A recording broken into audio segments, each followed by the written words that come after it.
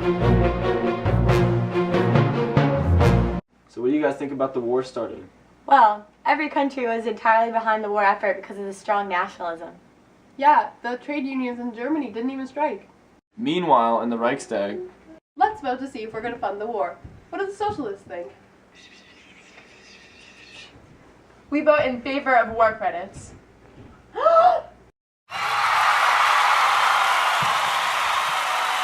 We're gonna need a lot more than patriotism to keep this war going.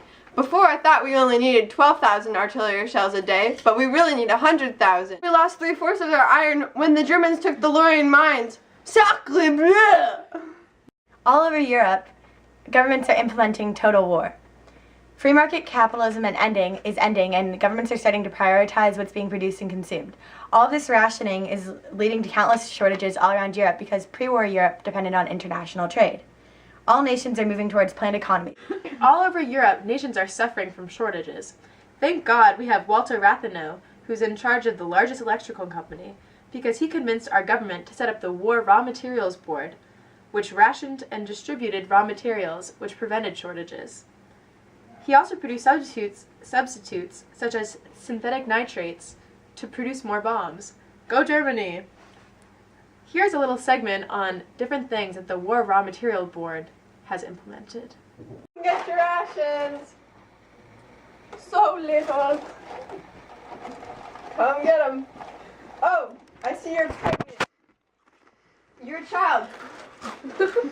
Have extra.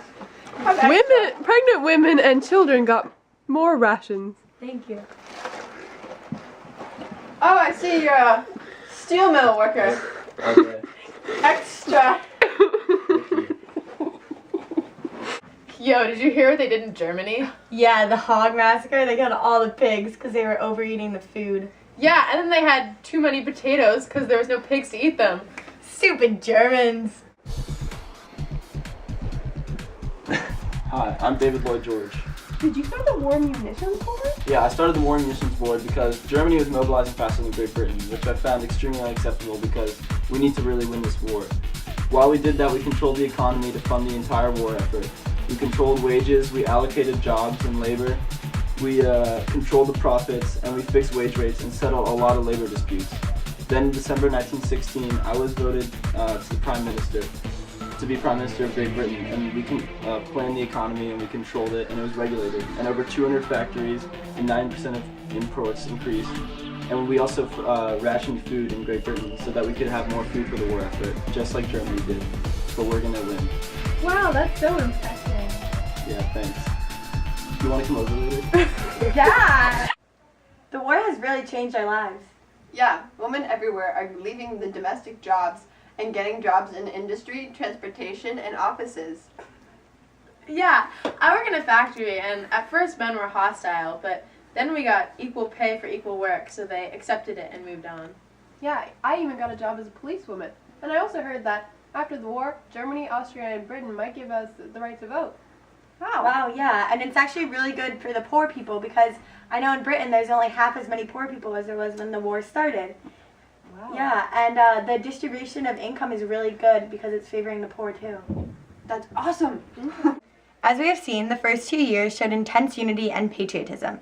Newspapers heavily censored so only the good news was shown. But then, in spring of 1916, the nations began to crack under the strain of total war. We are the Irish nationalists in Dublin. We want to end this war. Down with the British rule! I'm the British rule, and I'm going to put down this rebellion. No! Morale in the French troops has never been lower. Yeah, after Nivelle brought us into that terrible offense on the Hindenburg line and almost killed us all, this whole unit refuses to fight for him. I'm Pétain. I replaced Nivelle, and I'm here to restore the French morale. It's April 1917 in Austria. Political dissatisfaction and conflicts among nationalities are growing. If the monarchs of the Central Powers cannot make peace in the coming months, it will be made for them by their peoples. Now it's time to vote for more war credits. What do the socialists say? We're done with this war. We vote against them. I'm Bethman Hollweg. We should talk about peace. No, Bethman out, Ludendorff and Hindenburg in. I support ultimate total war mobilization. Germany will only win this war if all the treasures of our soil that agriculture and industry can produce are used exclusively for the conduct of war.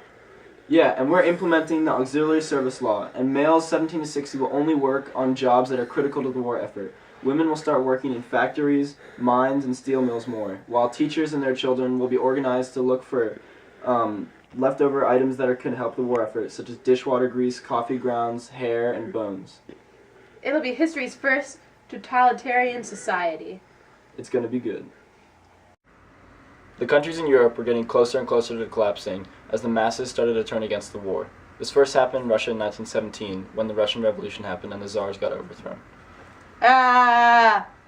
This saved the Axis powers, but only temporarily.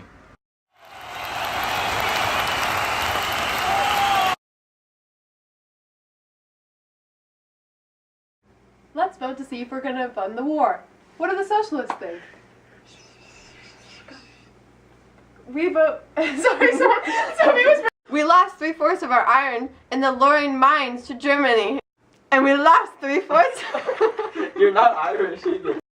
We lost 3/4 of our iron when the Germans took the Lorraine mines. So should I be like, stop? Hi, I'm David Lloyd. Hi, I'm David Lloyd George. What do I say? Just Great Britain? Just That's Great Britain kinda mobilized because Germany was mobilizing faster than Great Britain, which I thought was unacceptable. So I had to find a way to get ahead. During my time as a head of the thing, I became organized. Okay, cut it from. Go. Is it much? Oh shit. Or because Germany was mobilizing faster than Great Britain, so I had to do something about it.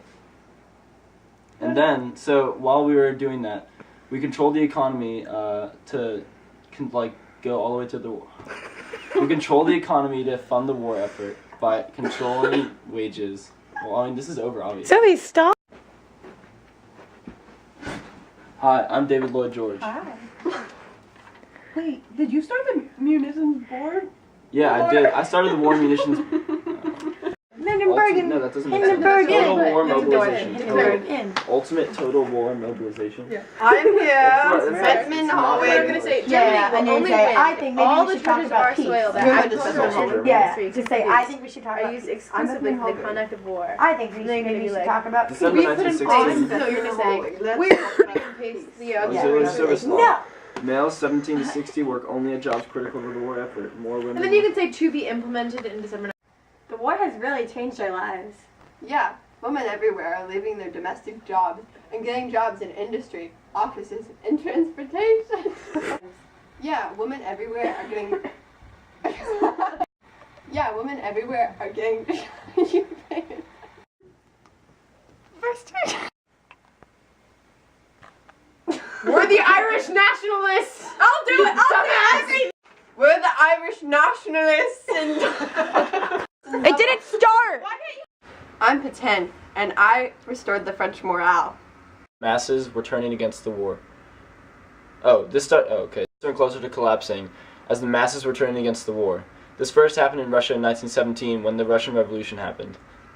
Go Russia! Revolution! Countries were getting closer and closer to collapsing as the masses turned against the war. That sounds terrible. We're getting closer and closer to collapsing as the masses were starting to turn against the war. This first happened in... Today, what have you guys done? It's not a picture.